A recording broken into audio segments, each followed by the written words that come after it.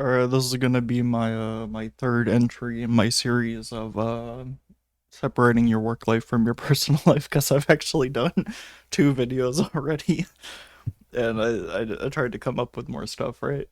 Or sorry, I didn't try, but I came up with more stuff.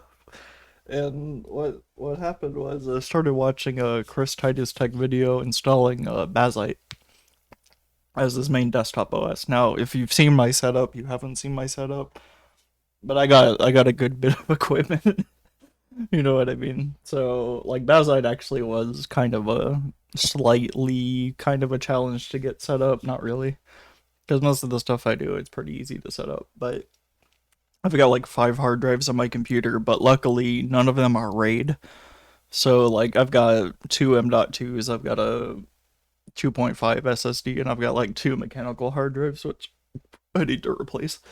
But yeah, with like something bigger, because I can get like 12 terabyte drives for $72 now. That's a pretty damn good deal, even though they got like 5 year on hours or something, but whatever, who cares?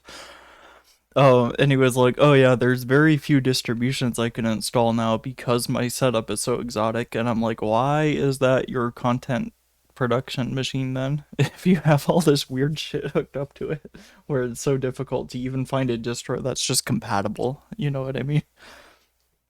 So like another example is for people having systems that are way too complicated. Mudahar, when he did his fucking Arch Linux install video where he said I installed the hardest Linux distribution because he's never tried Gentoo, but now that he's a Windows user again, who cares?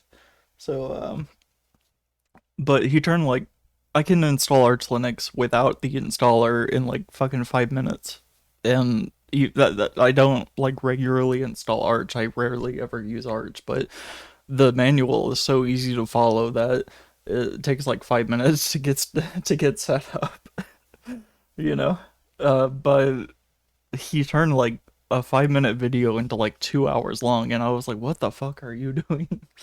I was like, "What is this like supposed to be flexing on like a bunch on your audience or something, just showing them how complicated you can make things?" This is such a stupid install. My Gentoo install takes like 20 minutes, and that includes compile times. Like, what the hell is your Arch Linux install doing, taking 2 hours long? So, basically, what I'm getting what I'm getting to is, if you're doing like Linux as a content production thing, this kind of goes back to what I said about these people trying Linux out but using it on a machine that's their work machine. I mean, like shit. For these Linux YouTubers that are trying out new distros and stuff, just get a fucking normal ass computer to do this stuff on. I know you can afford it.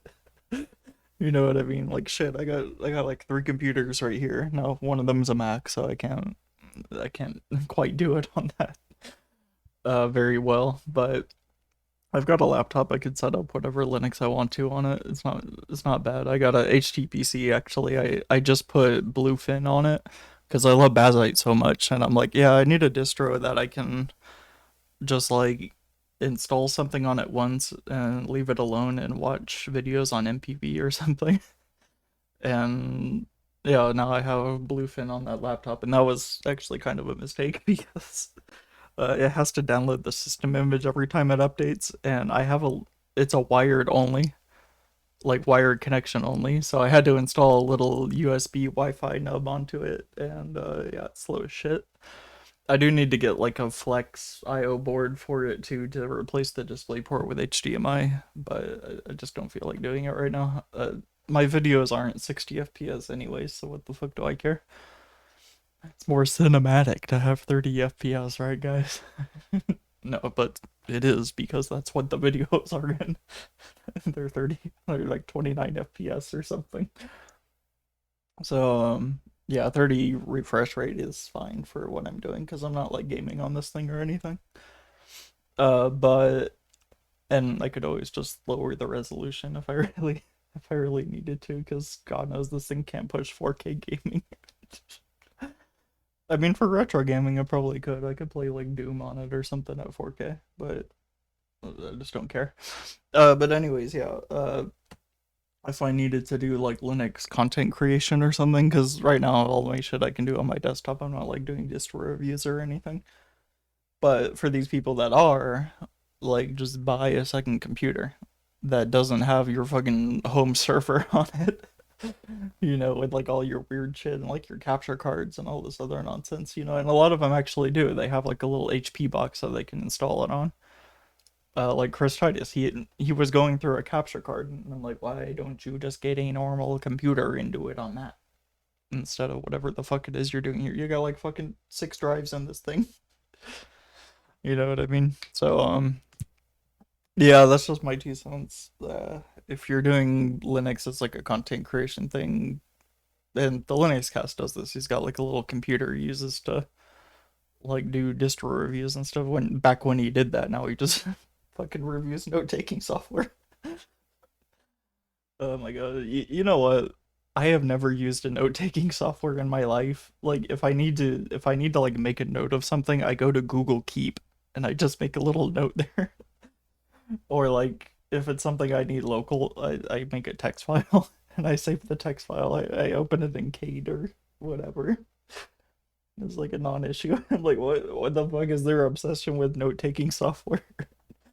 Oh my god. And guess what? The text file is portable too. It's not like holy shit. They're like, oh man, I need like syncing to my server for my notes. What the fuck? I don't mean to rag on him too hard because he did actually move his computer back to Linux. He didn't make a big deal out of it though, so I didn't make a video about it. Because why would anybody care? So, anyways, yeah, that's my advice. Get a separate computer, and I do want more people to. I had one person buy a computer from PC and Server Parts, and their SAS controller broke on them.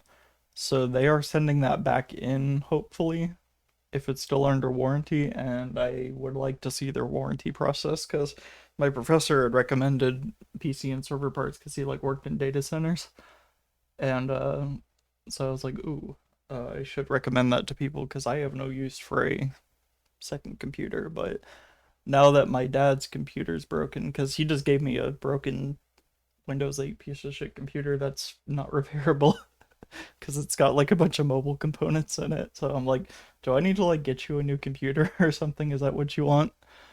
And so we'll see what happens. But that's about it. Yeah, now I gotta think about KVMs too. Ooh, that'll be interesting. And it's gotta be like a dual monitor KVM. Hmm, I may do something with it. No, but he just uses it to like he uses it for like an external hard drive, like his NAS. So I'm like, I'll work on something. I'm gonna figure something out, and it's probably going to be expensive, but I'll work on it. All right, thanks.